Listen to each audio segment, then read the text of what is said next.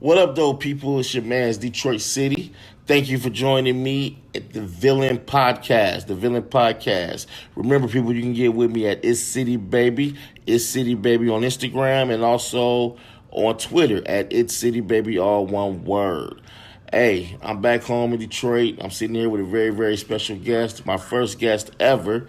And let me read his bio and introduce the man the proper way. Michael Stewart Sadiq is a 15-year teacher of social studies at Detroit's Al Ikhlas Training Academy. Stewart Sadiq is a married father of 5 who resides in Detroit, born and raised on the west side of Detroit. He went on to study sociology and political science at Prairie View A&M University. After accepting Islam at 21 years of age, he immersed himself in Islamic activism and began studying Islam under local and internationally renowned imams and scholars.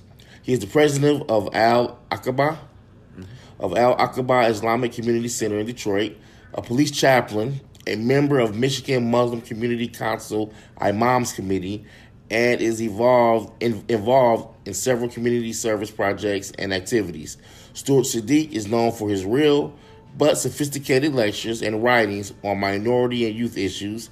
In 2013, he became the first Muslim to offer the invocation for a Michigan State Senate session. In late 2014, he received international notoriety when he organized over 65,000 people in a 24-hour social media blackout called the National Black Day of Silence to protest the exploitation of violence against blacks and marginalized people. Wow. And also, he's my biological first cousin. You've been busy, cuz. Yeah. You've been busy. Before we get started, man, if the people want to get in touch with you, where can they reach you at? I'm on Twitter at Imam Stew. That's Imam, IMAMSTEW. And on Facebook as Michael Stewart Sadiq and also as Imam Michael. All right. Now, it's an interesting history and background to this because, as I said, we're first cousins, and not only are we first cousins, but we grew up in the same house. So, you went the way of Islam, and, you know, I'm a Christian, but when it comes to our people of color, we have a lot of the same feelings, a lot of the same views. Mm-hmm. So with you being, you know, so successful in doing everything you are in the black community and in the Muslim community, it's just a few questions that I have for you because when we spoke a few nights ago, and some of your views were very interesting. I like how poetically you gave those answers. So I said, you know what? I got a platform. Let me interview my cuz. Okay. So it's not nepotism, people. The man is qualified, all right? Now, my first question is, well, it's not really a question. I just want you to, when we're talking about conservatism, because as you know, socially, I'm pretty conservative. Very, very, very few things am I liberal on. I guess if you had to pick something, it would probably be how I do feel like we need to reform the justice system. That's considered a liberal point of view because conservatives feel like it's fine. But for the most part, socially, I'm pretty conservative. I'm an independent. I'm not a Democrat or Republican. I believe the two-party system is failing America. And, of course, I mean, we can see with our own eyes it's failing the black community. So, that being said, when we're talking about conservatism, you broke it down and showed that there's a difference between political conservatism and true conservatism when it comes to the spirit or right and wrong. Mm-hmm. So expound on that for us. Yeah, absolutely. First of all, cuz, thanks for having me. You know, much success and blessings to you on your podcast. And, you know, the way we were raised, I believe we were raised with what they would call conservative values, right? We prayed every day. You know, on our knees at night at the table, Jesus wept. That's right. Right. First prayer we learned, yeah. You know, Lord's Prayer, you know what I mean? And you know, church was important, you know what I mean? So these are considered conservative values, but really it's just home training. It's good Christian values, or what they call Judeo-Christian, or me being a Muslim, you know, Abrahamic faith values. Okay. So these are conservative values, the traditional family, that you respect your elders, you respect authority, you live by as best as you can by the Ten Commandments. They're important. Even if you dodge a couple of them, they're still important. You don't say, "Oh, that was then, this is now." No, you conserve, right, your traditional values. So that's what I consider as moral conservatism. Yes. Versus what we have now, that's meaning that we're going to try and keep things the same, even if they're against God's law, or even if they're against natural law, or what is even sane. So some people call themselves conservatives, but they're actually insane. They're doing things politically that I know God isn't pleased with based upon their own religious books. Okay.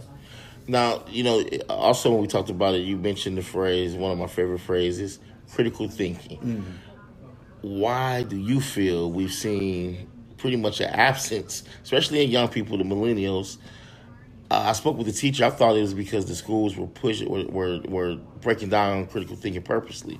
But I spoke with the teacher back home in Texas, and she was saying that they have lessons when they try to teach the kids critical thinking, and the kids don't go beyond what they see on the surface.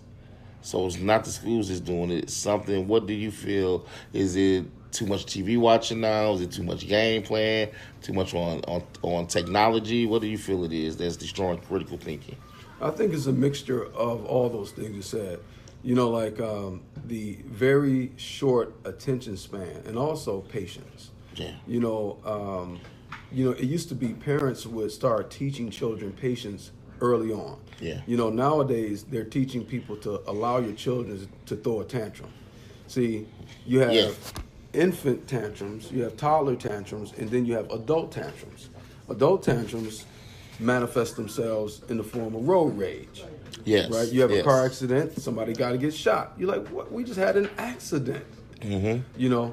So what's happening is that people are not valuing patience. They're not valuing discernment. So these things are also synonymous with critical thinking.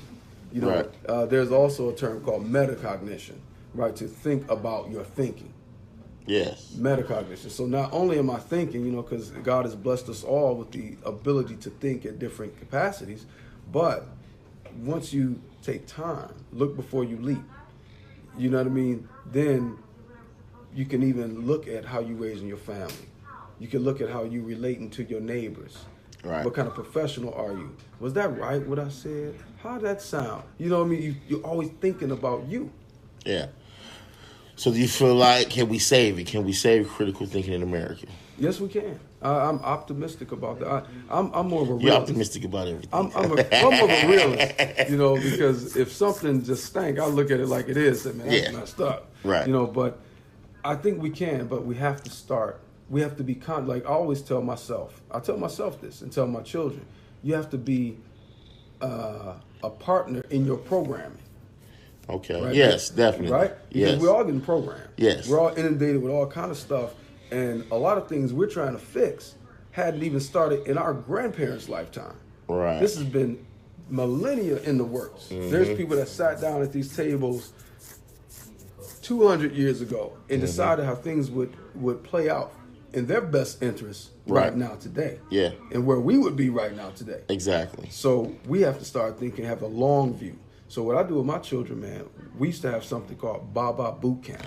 So Baba, is father Swahili in Arabic, So in the, our school, we have our winter break during the Christmas break. So we don't have a traditional winter break. We just take that break because everybody's traveling. And even though we don't celebrate Christmas, time to get with the family, whatever. Right. Well, their winter break, my children, their winter break was called Baba Boot Camp, where they got induced with black culture. Okay. They're probably the only children in their class that know who John Coltrane is. Oh, okay. Nina Simone. Yeah. James Brown. I mean, it went from music to writing to activities.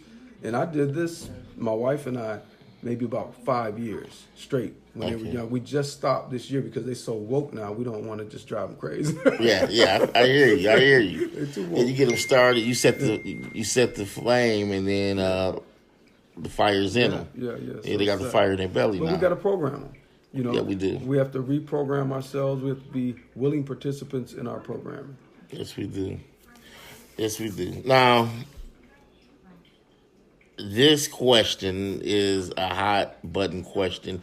Brought it up. I do another podcast with 2 other people. My man Mike Mann and Miss Mickey. What up, though? Shout out. And it's called Right State of Mind. And one of the topics I brought up one week was, is Planned Parenthood, I believe the Planned Parenthood is a tool of genocide in the black community. Because when I look up Margaret Sanger, I look up her quotes, I look up her beliefs, and I see how the Nazis got the whole eugenics idea from America. You know, a lot of people don't understand that about America, how wicked America can be. Now, that being said, these places are only in poor communities, black and brown communities, and the single most thing that they offer, they have a list of things they offer, like mammograms, free count, a lot of things that they have on the list that they offer, but it's been proven that they pretty much only do abortions. 80% of what they do, over 80% of what they do are abortions. We're 13% of the community in America. So that 13% includes men and women. So that means, and we know there's more men than women. So let's say that out of the 13%, 9% will be women, okay? This is arbitrary number. I know they say we're 13%, so let's say 9% of 9% are black women in America. But black women account for 31% of the abortions that are done in Planned Parenthood. If that's not genocide, I don't know what is. So how do you feel about that? How do you feel about, number one, America funding Planned Parenthood, the nation actually funding it, and how do you feel about it being in the black and brown community? Yeah. Well, I mean, those numbers are horrifying. Excuse me. But, even with the origin of eugenics, it wasn't exclusively an elitist ideology ideology against black people. They also despise poor or useless whites. Yes, they did. Yeah, who they consider useless whites, right? Exactly. Yes. So, but let me interrupt you, cuz, and I always tell people this: anything that's bad is always worse to the black community. Oh yeah, hey, they catch a cold, we catch the flu. That's right. But why is that? That's what the point I'm getting at. So, I don't think Planned Parenthood is the problem. I think it's the system. It's structural racism. Yeah. It's how America's made. So if you have a shredder, you have a paper shredder, right? Right? Yeah. Then, a paper shredder or a gun, right? Right. They say guns don't kill people. People with guns kill people. And that's true. Yeah. You don't see guns just jumping up off the table blasting people. Right. Right? But if you create this, what Du Bois called, W.E.B. Du Bois, he said that what America did with the freedmen, the emancipated slaves, he called it a tertiary key, right? It's like a third type of class, subhuman, right? Okay. So if you create this being, right? You have this nigger paradigm, right? Yeah. Right? That you take Africans with names and lineage and many religions. And, you know what I mean? And honor. And languages. Many languages. Intelligence, right? Yeah. People that, some and many of whom were Muslim, who have a very, very strict code about being naked in public. And you make these people naked. So this is the psychological trauma. You create a nigger. Right? The slaves couldn't be Mr. this or Mrs. that. It'd be nigger this and nigger that. Right. So you create this nigger paradigm. And then, so if you're creating a being like this, and your society is structured that, the separate but equal after that, right? Yeah. That, okay, now, we're going to make sure that, you have your stuff, we have our stuff, but since we're better than you, we're going to give you substandard stuff. So this is a good system, separate but equal. So they create these situations, right? Right. And like I said, you have a paper shredder. A paper shredder or a gun is a gun, right? Yeah. black men are more likely to die of gun violence. Yes. Are guns the problem? Or is it the conditions that have been created to psychologically train black people? Mm-hmm. And you funnel them and put them in one area, but like Malcolm said, a powder keg.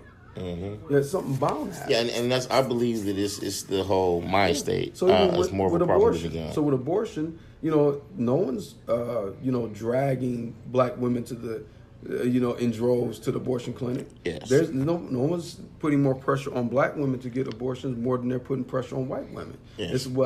It's choice. Yeah, you know what? And I had this debate with someone before, and that's pretty much what he said, like, oh man, they're going to the abortion clinics on their own. And what I explained to him was because he's like really, really, really again, But why are they choosing abortion? Well, check this out. This is my homie Mike, man, because he's really against the way the justice system is so racist and the way it's set up. And what I explained to him was the same system that has black young men headed to prison is the same system that has black young women choosing abortion. Exactly. There's no difference. The same system. Like the concept of jail. The concept of jail is old as time. Jail isn't evil. Right, or confinement is an evil. I mean, you got this new... Well, actually, you know what I heard back when I was driving trucks? This brother said something very interesting to me. He was white, and he was talking about prisons and, how bad a decision that was. He said, if you look in the Bible, it's either retribution or execution. Doesn't say anything about... Well, there's types of detention, right? A rational being knows that, setting someone aside, or they call it detention or ostracism. Retribution, execution. No, I'm kidding. Well, the Bible is very theatrical anyway. Yeah, right? It is. But you do see instances where people were banished or people were, look at Moses. Mm-hmm. You know what I mean? And people were detained because they had governments. Right. And those governments existed in the biblical time. They wasn't just, they did what they had to do. The problem is, though, is usually the people of lesser classes or that weren't of the same people, they would be executed. You saw that. Those would be executed, or some type of retribution or vengeance would be exacted against them. But what happened in the house of the royals? Yeah, the royals, and the elite, they got detained. Yeah. They got some time outs. Or banished. Or sent out into the wilderness. Right. They weren't executed like that. Yeah. So, I agree that it is a means of genocide, but is it because it's specifically made for black people? No, I don't think that. I think it's the conditions in which we exist, that nigger paradigm, that sort of routes us or programs us to choose these things. Mm-hmm. If they tell you, "Oh, girl, you too young to have a baby." It could have happened with us, right? Yeah, and you know what? I do, easily. And I mentioned that. Oh, you poor. You ain't got no college degree. Well, I do hear what you're saying. We also know that the elite want to thin out the herd anyway. They want population to drop. But as far as Planned Parenthood, I can't agree with... I think Planned Parenthood is solely to wipe out black and brown, because you don't see Planned Parenthood in any affluent white neighborhoods. Well, that you said, and that's one thing. Structural racism has programmed us to equate these terms. When we say white, we say affluent. Mm-hmm. You have affluent. Well, no, I said affluent white neighborhoods. You see them in some poor white neighborhoods. Yeah, it might be like I can. So it's not about color. I can see, or the false paradigm of race is really about class. Yeah, classism is becoming more of a problem than color. But see, in America, we still have color racism and we have classism. Yeah. So it's like, if you poor and black, you really get stomped on right now. Because we equate them, right? Yes. So we automatically think suburban, white, affluent, and then we think ratchet, ghetto, black, right? Mm-hmm. So when people say ghetto, that's a euphemism for black. Yeah. People say ratchet is euphemism for black. So when the white girl's acting ratchet, they say she acting black. No, she just ratchet. She a hood rat. Yeah. She a white hood rat. Yeah. Right? Mm-hmm. Why does she have to be acting black? Well, you know what? And also, I believe it depends on the audience, and because I can easily, like the girl, what's Catch her name? Me Outside. Barbie. Yeah. That's what I'm thinking about. Yeah. I never said she was acting black. I always said she acted ratchet. Mm-hmm. You know what I'm saying? She acted ghetto. Yeah. Because, hey, the ghetto originally wasn't even for blacks. It was for the Jews in Europe. Exactly. So, yeah, ghetto is ghetto. It's not black. Yeah, we have to try to reprogram ourselves as much as possible. Now, recently in Georgia, they had a black woman run for governor, Stacey Abrams. Yeah. If she had won, she would have been the first black. She didn't make it to the primaries? She made it to the very end. Oh. Yeah. It was just, and as a matter of fact, I believe they both were named Stacey. The white lady and her were both first named Stacey. Wow. Crazy, huh? If she had won, she'd have been the first black woman governor in America. Mm-hmm. Now, I asked some people this, and my question for you is, do you feel like the time is over when we can vote for a black candidate just because they're the black candidate? Yeah, in my personal opinion, yes. But I would say generally yes, but sometimes depending on the election, and I mean like the local politics, right? Mm-hmm. To vote for someone just because they're black, sometimes like what Imam Jamil said, Imam Jamil Al-Amin, formerly known as H. Rap Brown, he said being black is necessary, but it ain't sufficient. Right. So sometimes it's necessary to make a black statement, right? Police commissioner, and especially when you need to penetrate the system, the stronghold whiteness, the infrastructure, right? Because see, we might have to throw back, like you said. Are the times still right for that? Generally, no, right? Yeah. But if you live in a county, right, or you see a situation where they're still trying to play Mississippi, then you play the Red Rooster. You play the Black Panther. Well, you know what? What about what is his name? Sheriff Taylor. That one sheriff during that period where we had a lot of brothers getting shot. 3 summers ago. And he kept showing up on conservative television. Yeah. He's Taylor, right? Yeah. Yeah. So I mean, a situation like that, even if you vote for him as your president, as your sheriff or your police commissioner, what are you getting? Right, because he's a person that is perpetuating the system, right? Yes. I'm talking about if you're living in a white stronghold. So obviously, he wouldn't apply because he's black. Yeah. I'm saying like Livonia. You know what I mean? Mm-hmm. If you have a black guy running for a police chief of Livonia, and Livonia has been racist all of our lives, they're still racist, the police, right? So if you think that, okay, let's shake them up. Let's make these white folks red right quick. Let's go ahead and here's a black man for you. Even if it's Taylor. Well, yeah, it might need to be, because he might even empathize with you a little more. I'm not saying, like I said, as a policy, I'm about critical thinking. That's not critical thinking, just to vote for somebody because they're black. Say it again. It's not critical thinking. Yes. Like the first election, I didn't vote for Barack Obama. Actually, I didn't vote the first election. Right. But I watched Obama. And one of the reasons, it was just kind of being rebellious, because I was really upset with how sheepish the people were. You know what I mean? Oh, yeah, don't get me started on that, As a black man and as a Muslim also. There were people trying to make him a Muslim. I said, the man keeps saying he's not a Muslim, and you going to vote for him just because you think he's a Muslim? Right? So I'm saying the same thing you're saying, cuz. Yeah. But I watched him, man. And I said, you know what? I became a believer. I said, this guy, man, he's what we need. He's what we need up there. Now, is he Black Jesus? Is he, going to be the savior, the Messiah? No, he's a politician. Right. He's a Democrat. Right. You know what I mean? He's not black like me. Right. Exactly. Of course, talked about America's gonna call him black. Yeah. Brother, you black. Right. But they know you ain't black like me. Exactly. Because so somebody like me has never gotten to where you and never will. We don't know. We don't know. I can't see them bringing a real black man into the highest office of the land. A brother that grew up in the continental U.S., in one of the big cities like Detroit, Chicago, New Orleans, L.A., New York. I'd say, hey, man, it's in God's hands. Yeah. Because a lot of things, I believe, as an imam, a lot of things I see providence. A lot of things I see prophecy. I see something else moving. And whether and how we teach in Islam, whether we think it's good right now or not, right? This could be something setting the ground or the stage for a greater performance. Yeah. Okay.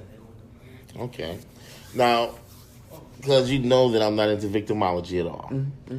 I don't like playing the victim. I don't believe black people have the time to play the victim. I agree. However, truth is truth. Okay. And it's been admitted by the government that the CIA brought drugs into the black community.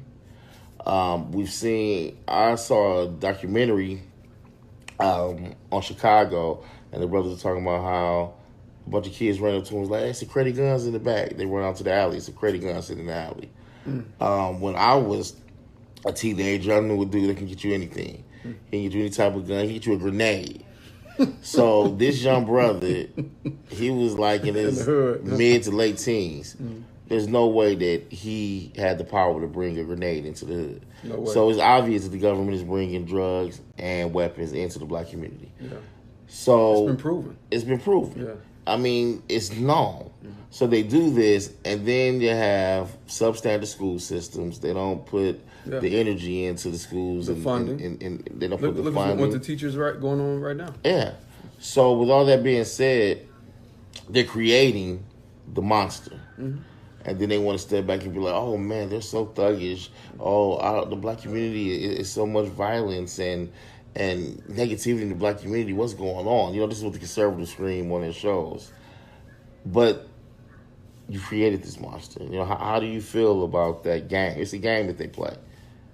Well, going back to Pharaoh's magic, man. They're dealing with, and I'm speaking spiritually, and I'm speaking intellectually, and metaphorically. Okay. They're dealing with some black magic. Oh, yeah. Some deep, dark magic. Yes. I don't want to say black magic because that might be good. But they're dealing with some dark forces. Yeah. Right? Demonic intent. Yes. Maybe even demonic prayers. Maybe. But definitely demonic intent. So the only way you're going to fight that is, and it's my personal belief, that the civil rights movement of the 50s and 60s that led into the turbulent 60s, is my belief that it caught so much wind and got so much wind under the wings is because of the adherence to faith. It was a faith-based movement, right? Where even if, of course, a lot of people are praying people, but they used the churches as platforms of organizing, right? So there came a code of conduct, a morality, an expectation among the people. Okay. Right? It's my belief that only we gonna save us. Only, God bless the child who has his own. The Lord helps those who help themselves. Yes. So first of all, we have to unplug, as much as we can, right? Rationally. Right? I'm not saying we go move into the woods or nothing. They do you like they did move people in Philadelphia. They just bomb you. Or Tulsa. but when I don't know exactly what you mean. When you say unplug, let's look at these other communities in San Francisco, Chinatown, in New York, Chinatown, here, Mexican Town, what we have here. We have Greek Town here. Banglatown now here. I'm sorry? Banglatown. Yes. So all over the country we have different ethnicities that spend their money with each other. Yes, sir. They build their community with each other. They protect each other. They lift each other up when they need a hand up. Yeah. Well, out of necessity. They can be backstabbing each other. I see it. Well, yeah, everyone. I mean, you got to go everywhere. They have in their mind, it is an imperative, a survival imperative. Yes. Where we've been being, for lack of a better expression, we've been weaned on the tit of Mother Liberty. Yeah. So what happens is that, like you said, victimization. Yeah. That's called internalized oppression, right? Almost like Stockholm syndrome. Yes. Yeah. Right? St. Patrick's Day, I'm Irish. Right. 4th of July, I'm Yankee Doodle Dandy. Thank you, man. You see so many people, black people, do Kiss Me, I'm Irish shirts on. Yeah. Or, like you say, during 4th of July, you say, what's Juneteenth, brother? You say, huh? Well, I don't like Juneteenth because that shows ignorance. But no, whatever. You were free for like a month before and you found out. Like, I hear what you're saying. At least something, man. I hear what you're saying. You know what I'm saying? Yeah. We got to decide on something. Well, I mean, the way I've always viewed it and the way our families always handle holidays, yeah, we have Thanksgiving off, but it's not the traditional Thanksgiving of America. And I think that's how most black families are. We use that as a time to reflect. And that's one of, anyone that says, well, black Americans don't have culture. That's one of our cultures, that we take the holidays and they mean something different to us. That's a time to be with family, reflect on family that's no longer there. It's pretty much every holiday that America celebrates is a memorial holiday in the black community.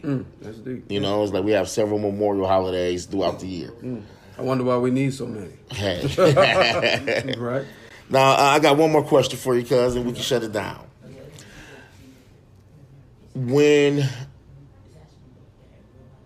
the game that the media plays, because, like I said, there are some things that liberals perpetuate that I don't disagree with. And the ultra-liberals are really strong at perpetuating the evil that America does. Mm-hmm. But what the conservatives do is they keep their base mobilized